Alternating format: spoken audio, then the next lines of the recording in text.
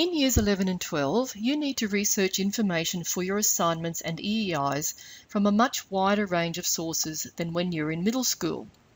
You know that Year 7s can use Google and Wikipedia, so it's now time to learn how to access grown-up, university-style subscription online resources such as databases and ebooks which your library can provide you. First of all, let's look at databases. BBC has purchased databases for many senior subjects, but we are particularly proud of our science collection. This is located on our Useful Library page, accessed through the student portal. When you click on Library, choose Research Help and Databases.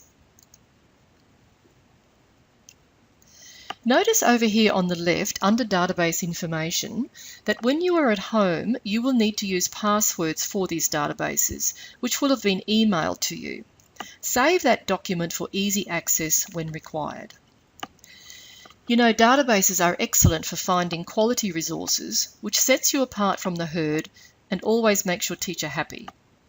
The science databases are located here on the right, but don't ever forget that some of the others might also be useful too, especially the newspaper and magazine databases and global issues in context, here under current issues. So, let's look at these science databases.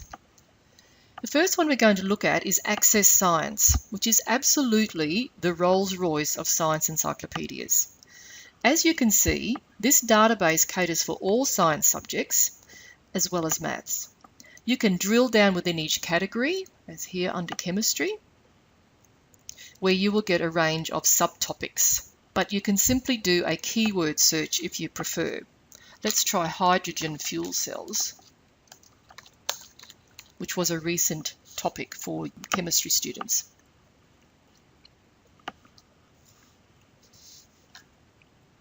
This one here, fuel cells for automobiles, looks interesting. And here you can see the content.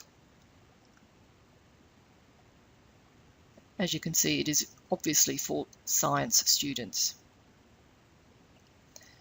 So that is Access Science.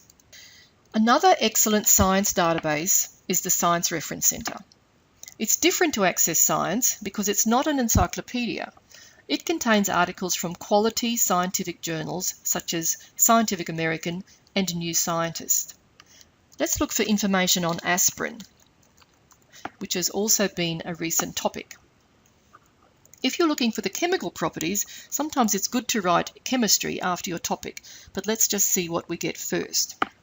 If you wanted to just conduct your search in New Scientist, for example, you would write that name in the publication search box here. When your results pop up, you can see they're all from New Scientist. You can also limit your results further over here by clicking on scholarly or peer-reviewed journals, or you can ensure that the publication dates are only recent by sliding this publication date bar along. Once you have selected an article, you can add it to your folder. For example, if you like this one, over here, you can see all your choices. So you would click on the full text. You can even listen to it if you want to. You can choose print, email, or save, or just add it to your folder while you continue searching. Science in Context is a very useful source for many different aspects of science. You can browse topics or just go to the search box. If we type in Ebola, for example, we will get results from quite a few different kinds of sources. Reference sources pop up first, and you will love these encyclopedia-style articles. But as you can see on the left, you can limit your sources if you want to, or just work your way through all of them, because there are several excellent articles found here in reference to start with. From Environmental Encyclopedia, the Gale Encyclopedia of Science, or World of Genetics.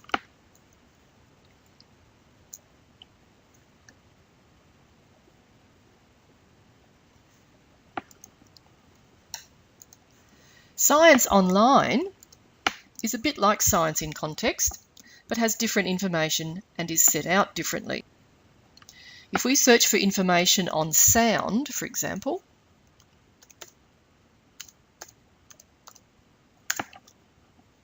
you can see that you'll not only get essay information, but also experiments, which can be quite useful to you.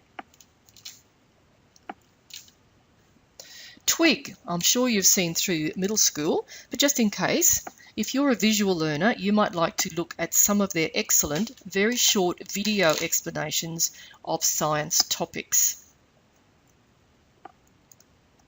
Finally, if you really need more information than you've got, you might like to become members of the Brisbane City Council and state libraries, because then you can access their databases with your specific card number using the instructions below. Can I just mention that you might need to take note of these instructions because it's not really easy to get into the state library searches. So I hope that this database tutorial has been useful to you. Don't forget, we pay thousands for these every year, so please help us to get our money's worth. Good luck, and come and see the library staff anytime that you need help with these.